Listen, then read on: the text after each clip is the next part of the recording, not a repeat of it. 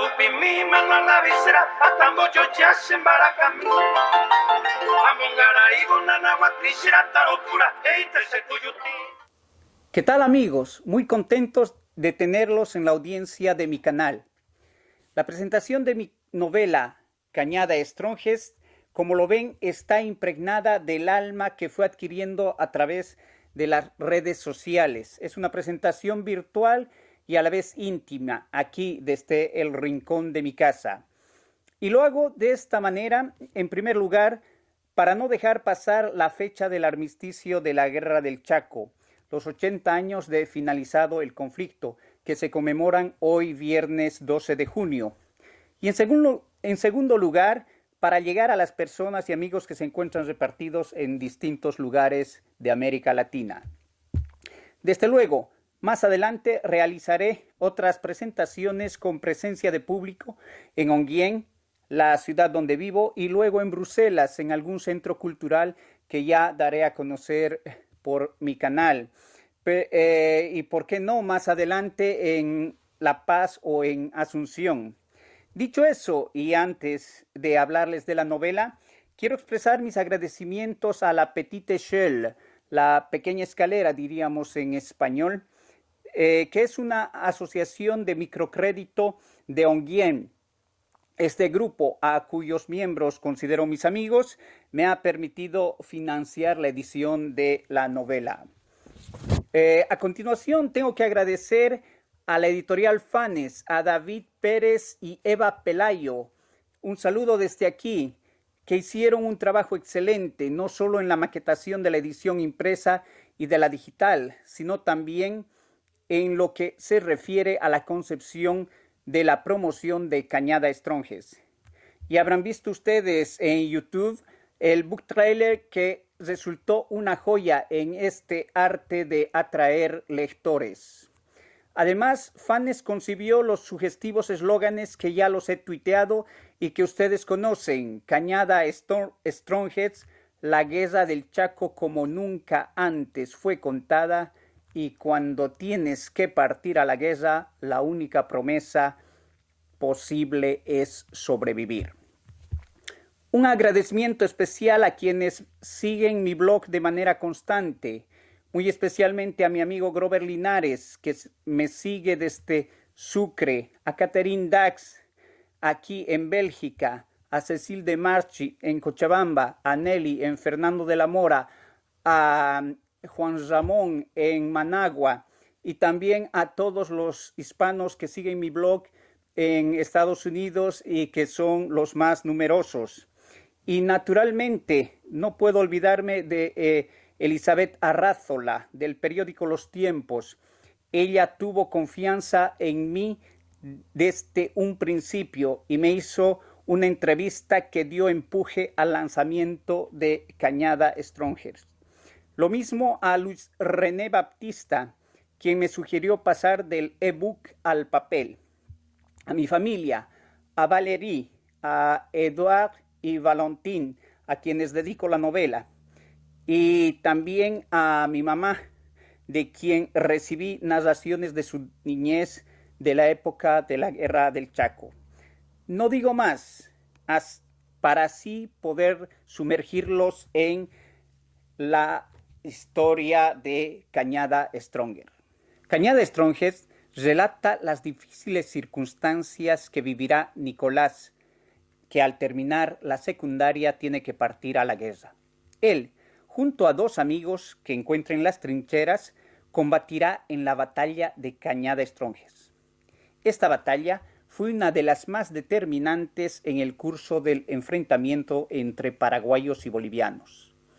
Pero yo me sustraigo de la historia propiamente dicha y vuelvo a lo que quiero transmitir al lector, es decir, la durísima experiencia de esos jóvenes que, guiados por el teniente Rosendo Bullaín, este sí es un personaje histórico, van a explorar el agreste Chaco, el infierno verde, como lo llamaban los excombatientes, y todo eso para preparar el combate. Estos jóvenes soldados van a escapar al peligro de ser descubiertos por las tropas paraguayas que avanzan hacia el río Parapetí. En fin, viven una serie de peripecias que los somete a una exigente prueba de voluntad y determinación. También relato cómo se desarrollan los movimientos tácticos de los ejércitos, la construcción de las picadas, de los fortines, las conjeturas de los estados mayores y, claro, la irracionalidad y crudeza de los combates. Por último, muestro la destreza con la cual el ejército boliviano logra acercar a una fracción paraguaya hasta obtener su rendición, y allí el lector también conocerá la heroica actuación del capitán paraguayo Joel Estigarribia. Pero no les cuento más, pues no quiero quebrar el suspenso de la novela. De alguna manera es una novela histórica por el tema y por los datos e informaciones que introduzco en la construcción del ambiente de la época. Sin embargo, yo la veo como una ficción, como una recreación libre, como un trabajo literario que surge de mi imaginación. Naturalmente, he respetado las líneas básicas de la realidad histórica. Incluso provoco, al develar hechos muy verídicos, etnográficos, una revitalización de lo que ya fue escrito y contado. Todo eso para que el lector pueda participar de las emociones, las sensaciones, las angustias, los miedos, las debilidades y el heroísmo de los protagonistas. Y yo quiero evadir la reflexión teórica. Creo que no viene al caso. No sé si la novela de guerra es un género como la novela policíaca, la novela de ciencia ficción o la novela histórica. Yo pienso que la guerra es una temática en la literatura, y aquí en Europa, con la conmemoración de los 100 años del armisticio de la Primera Guerra Mundial, al influjo de la conmemoración de los 70 años del fin de la Segunda Guerra Mundial, y con la celebración la próxima semana de los 200 años de la batalla de Waterloo, la literatura de la guerra está de actualidad. Al respecto, yo estoy más familiarizado con los autores que escriben en Bélgica y Francia, que creo no es pertinente citarlos por el momento. Sin embargo, hay que remarcar que al influjo antes citado, los clásicos de la guerra han vuelto a las librerías. Por ejemplo, tenemos a Mauricio Reynevoix, que escribió los del 14, o a Henri Barbusse, El fuego. Asimismo, las novelas de Hemingway, Adiós a las armas o Por quién doblan las campanas, volvemos a verlas en los escaparates. Y en lo que toca a nuestra lengua, la literatura de la guerra es omnipresente y vastísima en España.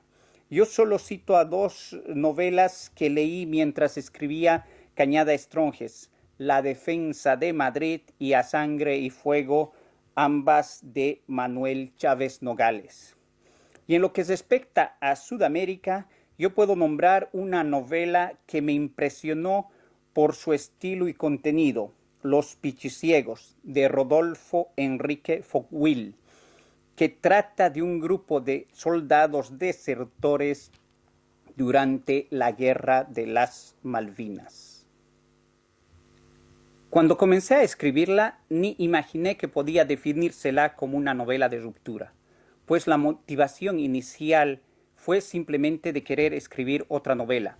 Claro, después de una cuestión de familia, la primera que publiqué, me dije íntimamente que no podía detenerme allí, y que técnicamente ya había adquirido los medios y la soltura para ir más allá. Entonces empecé Cañada Estronjes, y cuando la fui construyendo y consulté las novelas que ya se habían escrito, me di cuenta que evidentemente había una ruptura con el realismo social, que por otra parte no solo baña a las novelas de los excombatientes, sino a las muchas que se escribían en la primera mitad del siglo XX.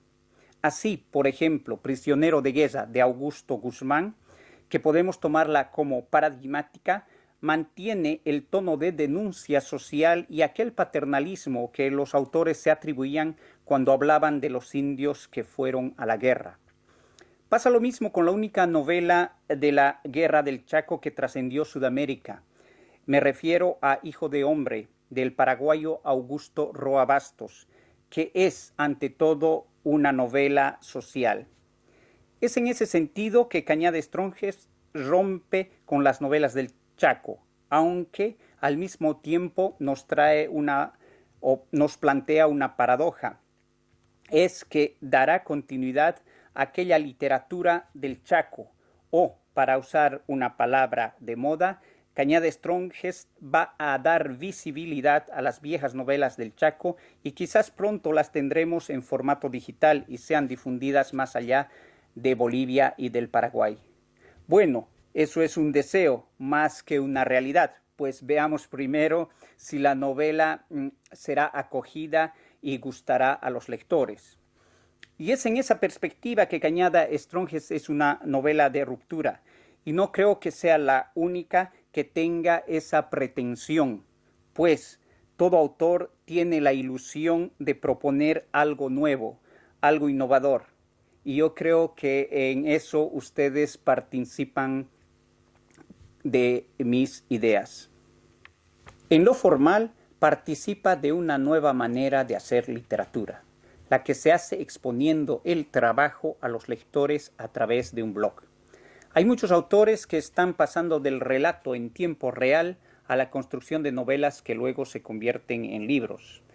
También, a nivel cultural y del imaginario colectivo, de la cultura popular, sobre todo en lo que se refiere a Bolivia, donde hablar de la guerra del Chaco fue hablar de Boquerón.